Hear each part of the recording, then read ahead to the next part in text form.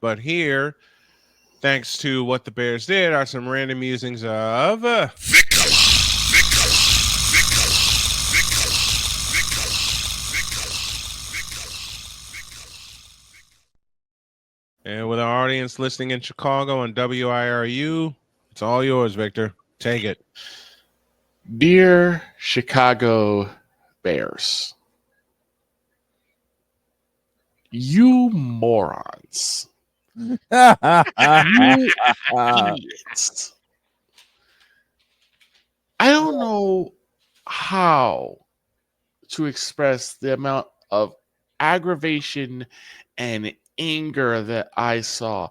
Not necessarily as a Bears fan, because my fandom with the Bears has been waning for the past, I don't know, 5-6 years. But the fact that you could mess this up on such a monumental level is astounding to me. Let's take this piece by piece. You had 43 seconds. You were 43 seconds away from at least tying the game, much less winning the game. Right? Mm-hmm. You're first and goal at around what, the 15? Caleb Williams throws an errant ball to the feet of DJ Moore. You get another playoff, which actually helps you get closer, but unfortunately gets called back to illegal hands of face. You know what? Fine.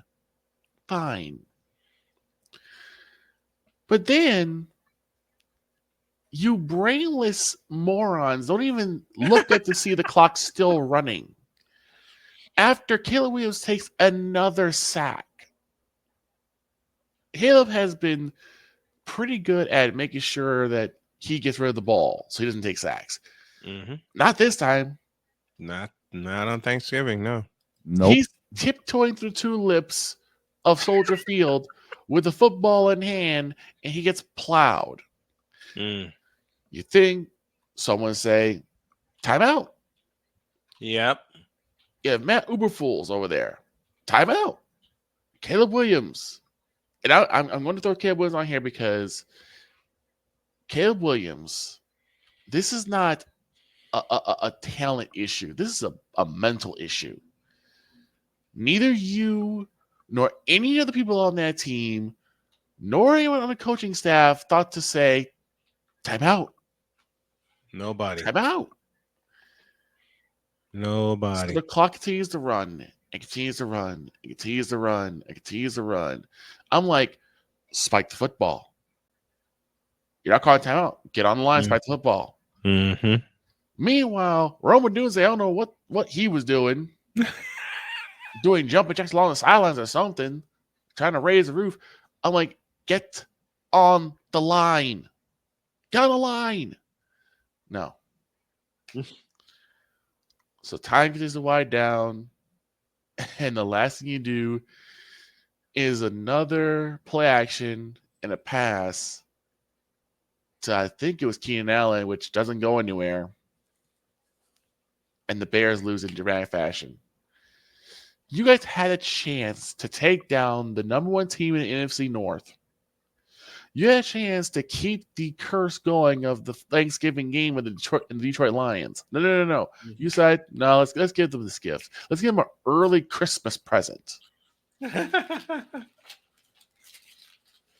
early Christmas present? Stop it. Get some help. That's the only thing that's the only way I can explain the abject idiocy of this play. You know what? I got a better way to describe it for you. Do you speak it? I don't even think you could say there's no language to express how bad this was. And I know people say, well, Caleb's young. He's a rookie. This is not a football situation. This is a mental situation. These are basic. I can't say BASIC. Basic mistakes that were made on both the Bears, those players in the team, as well as the coaching staff on the sidelines. Mm-hmm. I mean, where's their offensive coordinator?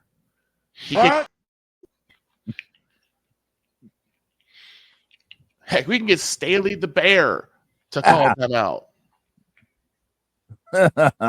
That's bad. No, instead we're just going to let time wind down, hold the time on our back pocket for another loss. It's like the Bears are the only team to snatch defeat from the jaws of victory. You had the game against Green Bay, where for some reason you decided to do a 2-point conversion that you didn't need. It sets you up. What's up? What a point behind? Mm-hmm. You march down the field, and the field goal gets blocked, so you lose. Now, granted, yeah, you probably would have been in a situation if you kicked the extra point, or you probably would have been, and you probably still would have had the field goal blocked. But at least you make smart football decisions to keep you within the game. Mm-hmm. Wait a minute. Chicago making smart decisions? Bitch, please. It's foreign language, I know. You go against the Vikings. You pretty much do everything right. Get the touchdown, get the 2-point conversion, get the onside kick, move all the way down the field, get the field goal to tie the game, do overtime, and you still lose. I'll give you that. That was just a situation of you lose to a superior team. Fine. What about this? What's the excuse here, Midwest Committee? You know what? I hate to say it, but I think I got their answer. Cocaine is a hell of a drug.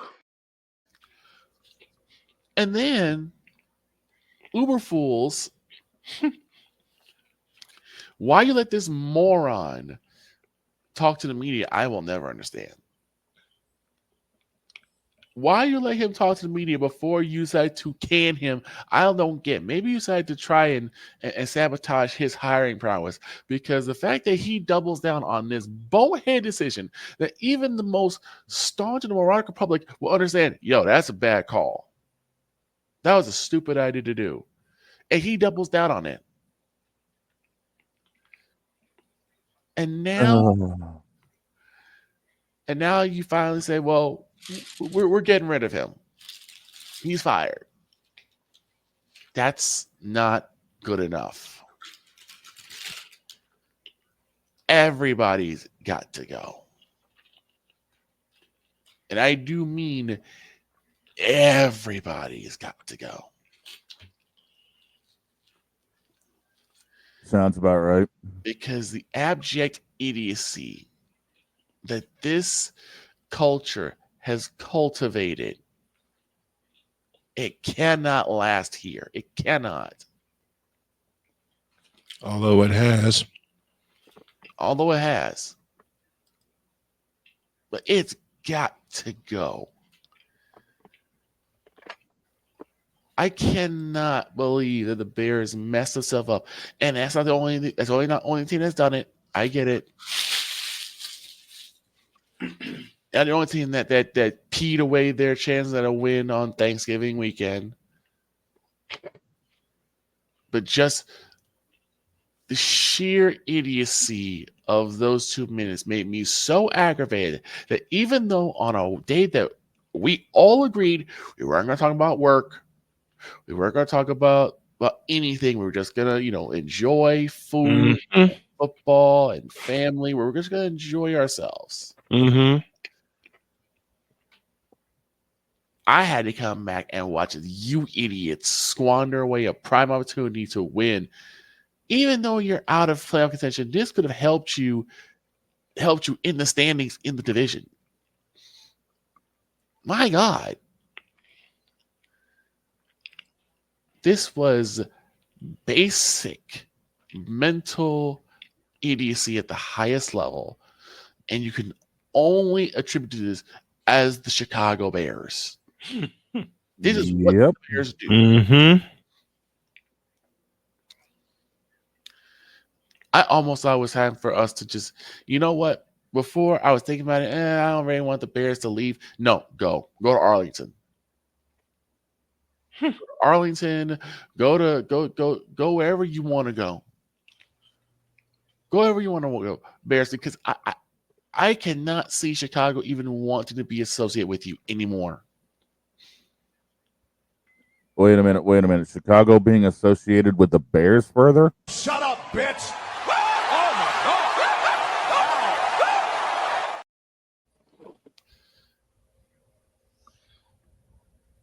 And I'm going to say it. Everybody's got to go, including you, Caleb. I cannot defend you anymore because you also, this is the thing about franchise quarterbacks. They understand everything that's going on. Absolutely everything. They know when they're running out of time. They know down and distance. They know how far they have to go. You're trained. You have a practice specific as the 2-minute drill.